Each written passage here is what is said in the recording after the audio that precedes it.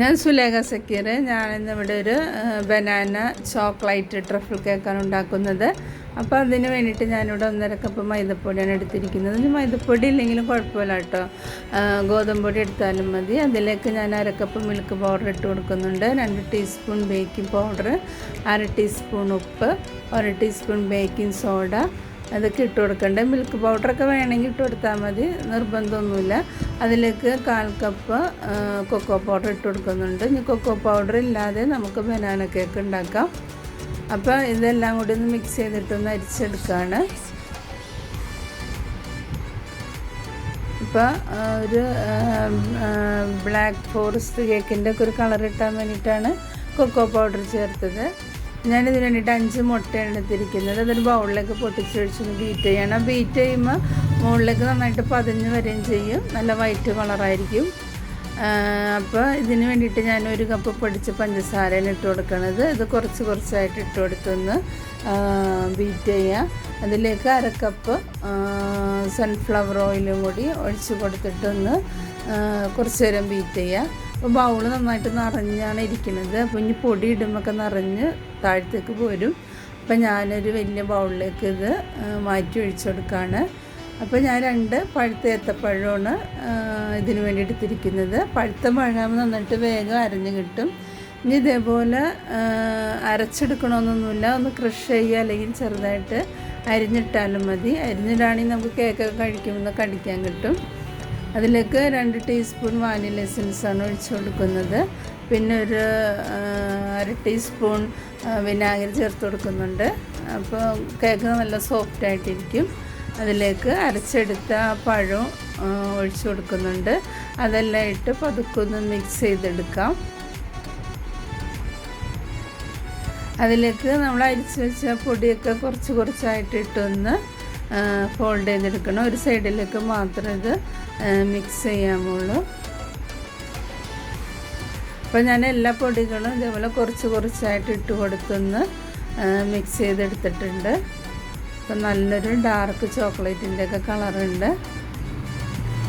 അതിന് ഞാനിവിടെ ഒരു പഴയ ചായപാത്രമാണ് എടുത്തിരിക്കുന്നത്. അതിൽ കുറച്ച് ഓയിൽ തടവിയിട്ട് അതിൻ്റെ മുകളിലൊരു ബട്ടർ പേപ്പർ വെച്ച് കൊടുത്തിട്ട് അതിൻ്റെ മുകളിലും കുറച്ച് ഓയിൽ തടവി കൊടുക്കുകയാണ്. ബട്ടർ പേപ്പർ വയ്ക്കുകയാണെങ്കിൽ വേഗം കേക്ക് വിട്ടുപോരും, ഇല്ലെങ്കിലും കുഴപ്പമില്ല. അതിലേക്ക് ആ ബാറ്റർ ഒഴിച്ച് കൊടുക്കുക.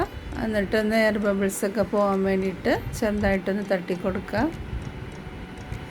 ഞാനിവിടെ ചരുവത്തിലാണ് കേക്ക് ബേക്ക് ചെയ്യാൻ വയ്ക്കുന്നത്.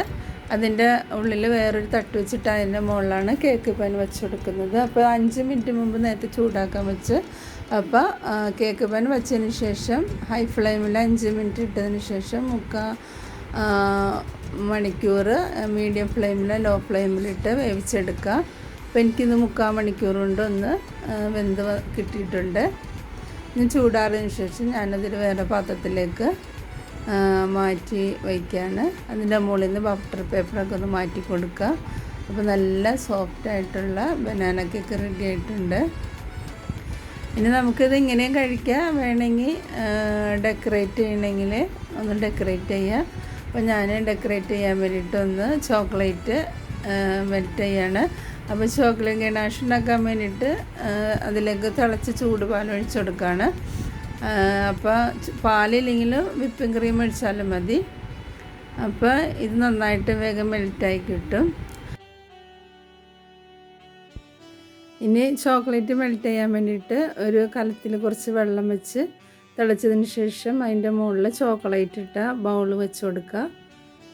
അപ്പോൾ നന്നായിട്ട് മെൽറ്റാക്കി എടുക്കാൻ പറ്റും.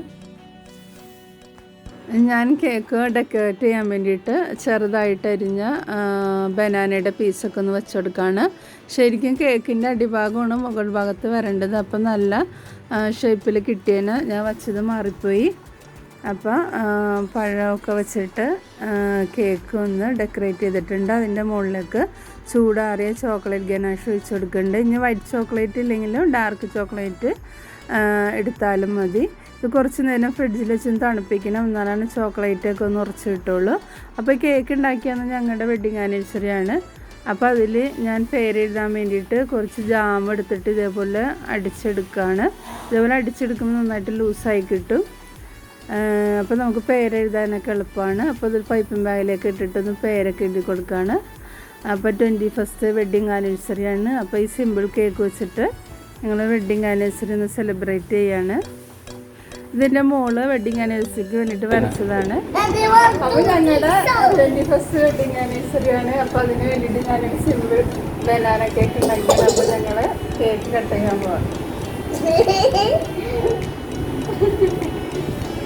Happy birthday to you. Happy birthday to you.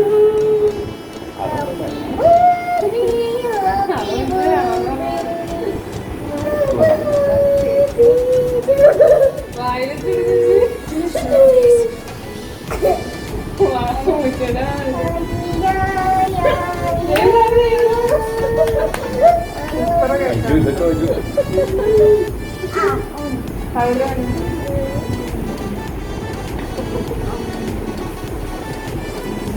അപ്പോൾ നല്ലൊരു സൂപ്പർ ടേസ്റ്റ് ആയിട്ടുള്ള ബനാന ചോക്ലേറ്റ് ട്രഫിൾ കേക്കാണ്.